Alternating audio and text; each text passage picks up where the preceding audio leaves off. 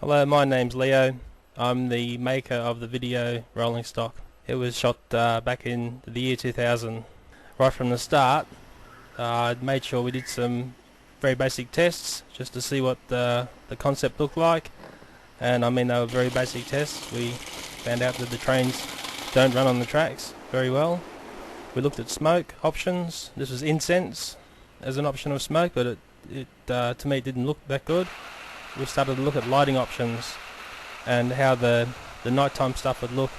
Luckily my friend Laurie knew all about lighting and gave me some very good tips on keeping it all in balance and just how much light you had to use to reveal the story. Here's a look at the set before it was really filled in. It's in very basic form. There's no clouds in the background. There's no fake ballast around. It's very clean looking. It's before it got dirtied down. We're just running off some shots just to see how it was looking before we dived into the much bigger venture that we're about to do. This proved vital in confirming to us that it was going to work. And he slowly turned around and said to the Earl, Earl, in your box, now shut it. As I was saying to Thomas, and then suddenly he was back around, and the Fat Controller looked down from his high office, saw all the engines. Now I'll do a pull back. I'll turn around and you pull it. Ah, the computer, that's what we need. The little devils, I'll get them. this is our first attempt at moving the trains with the smoke system running. There's a bit of dressing down. This is the set as the dress looked. We haven't shot anything yet, but we're just checking out how it looks, and we pull back and we start to see the small scale that it is.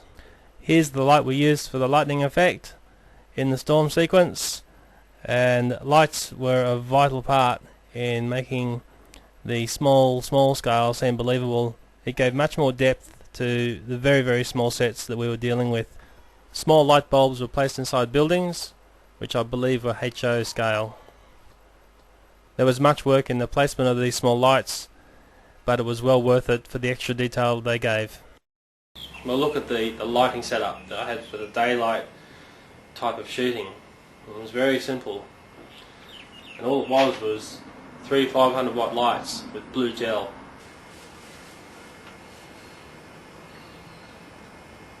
Now you might say that all this is a lot of work, but in reality I put the work into the area that gets seen the most, whereas I left all the outlying area pretty rough. And when you go up close and have a look at it, you can see right through the fact that it's just lumps of timber and there's wires everywhere, and you obviously just can't let that be seen.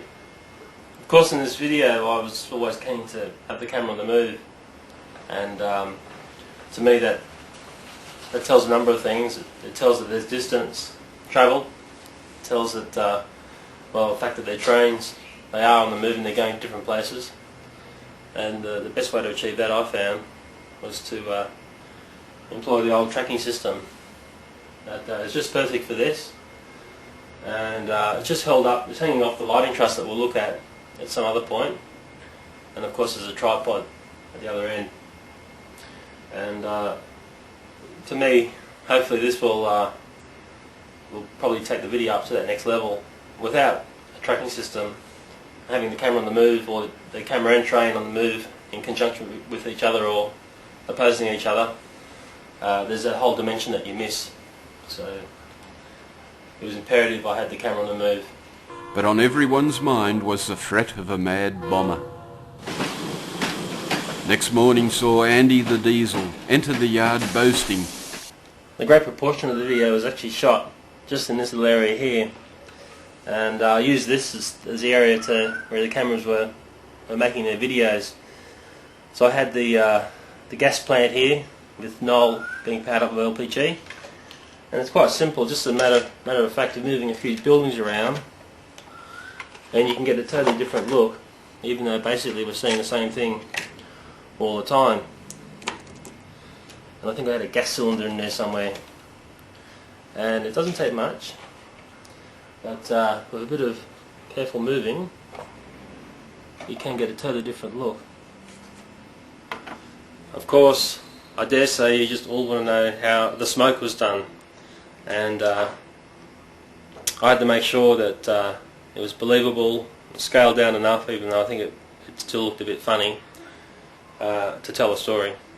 And of course, if you go and look at the real Thomas, the smoke is the thing that carries the believability of the fact that they're all supposedly real trains.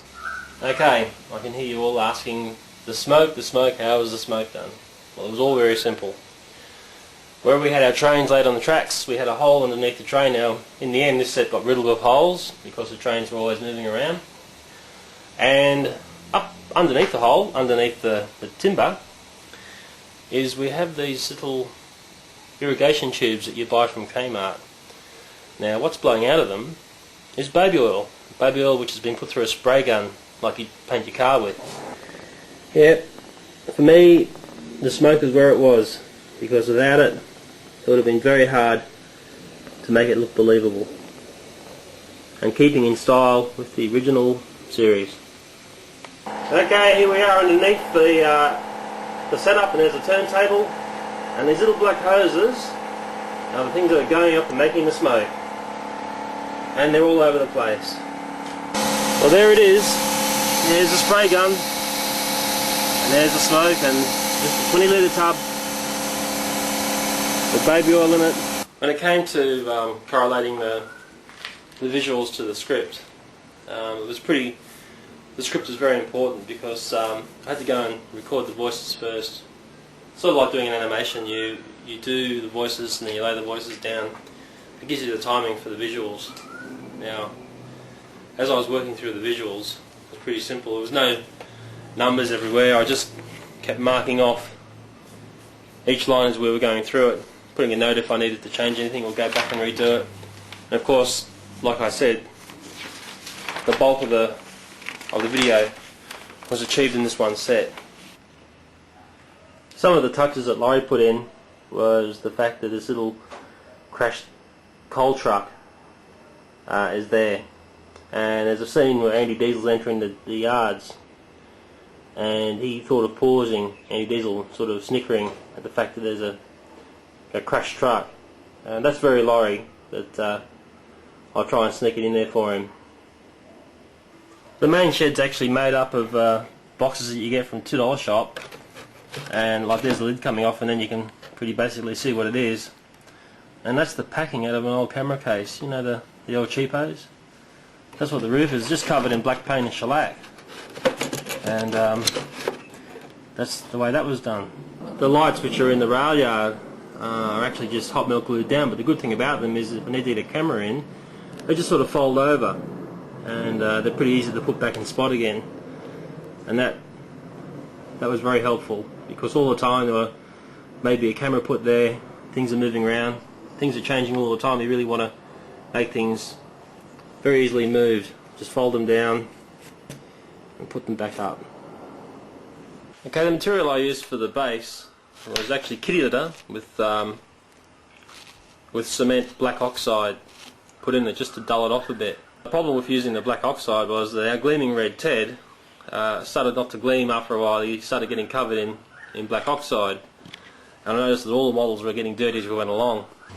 Well, if I was doing this again, and who knows, it could happen again because it was only episode 1, I'd make everything just a little bit higher, because Laurie and I just spent days, weeks, just like this, moving things, trying to rig cameras, and within a couple of days of starting we realised that our backs were killing us. So next time, somewhere up here might be nice.